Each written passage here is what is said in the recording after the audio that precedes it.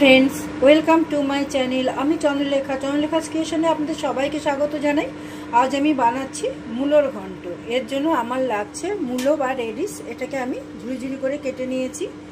आमी जल निয়ে নিয়েছি, সরষের তেল নিয়েছি। আমি সরষের তেলেই পুরো রান্নাটা করব। আমি এখানে ধনে পাতা নিয়ে নিয়েছি, ধনে গুঁড়ো নিয়ে নিয়েছি। এখানে আমি এলাচ আর দারচিনি থেতো করে নিয়েছি। শুকনো লঙ্কা নিয়ে নিয়েছি একটা, কাঁচা লঙ্কা একটা চিড়ে নিয়েছি, তেজপাতা নিয়ে নিয়েছি। এখানে আমি আদা বাটা নিয়েছি। এখানে খুব সামান্য পরিমাণে আমি একটু চিনি নিয়ে নিয়েছি। এখানে হলুদ, কাশ্মীরি লঙ্কার গুঁড়ো নিয়েছি। এখানে লবণ, লবণটা কিন্তু আমি অবশ্যই রক সল্ট বা সন্দক লবণ ব্যবহার করছি। এখানে আমি আতপ চাল নিয়ে নিয়েছি ধুয়ে পরিষ্কার করে। আর আমি একটু সামান্য পরিমাণে ঘি নিয়ে নিয়েছি 1 চামচ।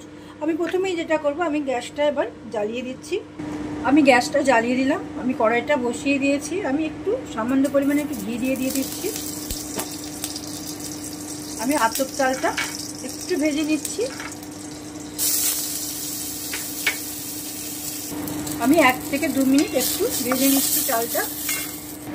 আমি কিন্তু আঁচটা কমিয়ে দিয়েছি। এই যে আমার চালটা কিন্তু ভাজা হয়ে গেল। এবারে আমি উঠিয়ে নিচ্ছি। এবারে আমি কড়াইটা বসিয়ে দিলাম। আমি সরষের তেল দিয়ে দিচ্ছি পরিমাণ মতো। ব্যাস, আমি আর কোনো তেল দিচ্ছি না।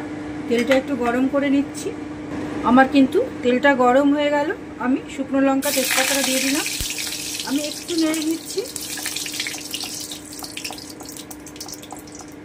এবারে আমি দারচিনি আর এলাচ থেতোটা দিয়ে দিচ্ছি। আমি সামান্য একটু ভেজে নেব। এবারে আমি মূলোটা দিয়ে দিচ্ছি। আমি কিন্তু মূলোটা হাতে কেটে নিয়েছি, আপনারা চাইলে গ্রেট করেও নিতে পারেন। আমি সামান্য একটু ভেজে নিচ্ছি। আমার ভিডিও দেখবেন, ভালো লাগলে লাইক কমেন্ট শেয়ার করবেন, চ্যানেল সাবস্ক্রাইব করবেন। যারা আমার চ্যানেলে নতুন বা এখনও চ্যানেলটিকে সাবস্ক্রাইব করেননি তারা অবশ্যই চ্যানেলটিকে সাবস্ক্রাইব করুন, পাশে থাকুন। আর যারা আমার চ্যানেলটিকে সাবস্ক্রাইব করেছেন তাদেরকে অসংখ্য অসংখ্য ধন্যবাদ আমার পাশে থাকার জন্য, আমাকে সাপোর্ট দেওয়ার জন্য। এবারে আমি এটাকে একটু ভেজে নিচ্ছি। এই যে আমি 2 মিনিট ভেজে নিলাম। এবারে আমি চিড়ে রাখা কাঁচা লঙ্কাটা দিয়ে দিচ্ছি। আমি হলুদ আর কাশ্মীরি লঙ্কার গুঁড়োটা দিয়ে দিচ্ছি। আমি সামান্য একটু লবণ দিয়ে দিচ্ছি, তাহলে মূলোটা খুব তাড়াতাড়ি নরম হয়ে আসে।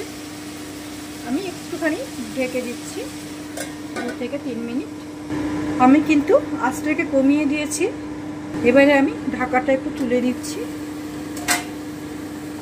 আমি একটু নেড়ে দিচ্ছি।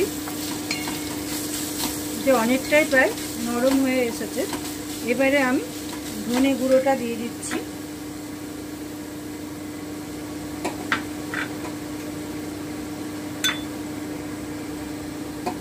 আমি আদা বাটাটা দিয়ে দিচ্ছি। আমি 1 চামচ মতো আদা বাটা দিলাম। একটু নেড়ে দিচ্ছি। আমি আরও একটুক্ষণ ঢেকে রাখছি।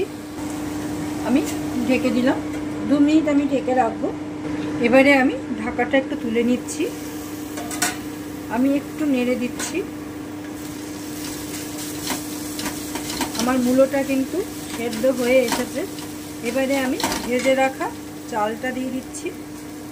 আমি এখানে 2 চামচ চাল নিয়েছি, আপনারা মূলো অনুপাতে চালটা নেবেন।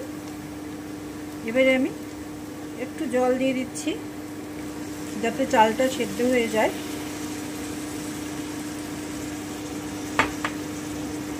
আমি একটু নেড়ে দিচ্ছি ভালো করে। এবারে আমি ঢেকে রাখবো 5 মিনিট, যাতে চালটা খুব ভালো মতো একটু সেদ্ধ হয়ে আসে।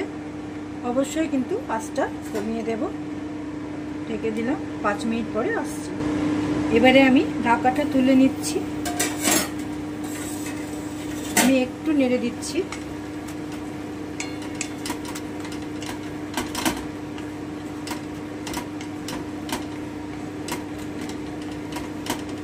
আমি আরেকটুখানি ঢেকে রাখছি।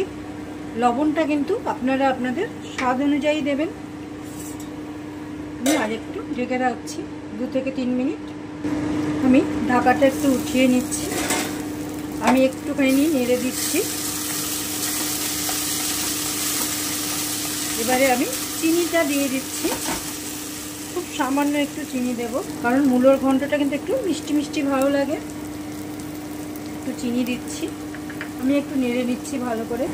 আমি কিন্তু আর কোনো ঢাকা দিচ্ছি না। এবারে আমি ঘিটা দিয়ে দিচ্ছি। সবসময় মূলো ভাজা বা মূলো সেচকি না খেয়ে একবার এরকম ঘন্ট করেও খেতে পারেন, আশা করি ভালো লাগবে। আমি ধনেপাতাটা দিয়ে দিলাম উপর থেকে। আমি গ্যাসটা বন্ধ করে দিচ্ছি, আমি একটু নেড়ে নিচ্ছি।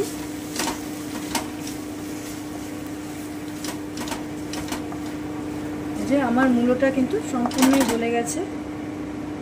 এবারে আমি ঢেকে রাখছি 2 মিনিট, তারপরে নামিয়ে আমি ভাত, রুটি, পরোটা সব কিছুর সাথেই ভালো লাগবে। এটা অবশ্যই একবার করে দেখবেন। এই যে তৈরি আমার মূলোর ঘন্ট। অবশ্যই একবার শীতকালে এটা তৈরি করে খেয়ে দেখবেন, আশা রাখি ভালো লাগবে। Thank you for watching my video. সবাই খুব ভালো থাকবেন, সুস্থ থাকবেন, সাবধানে থাকবেন। আবার দেখা হচ্ছে পরের কোনো নতুন ভিডিওতে।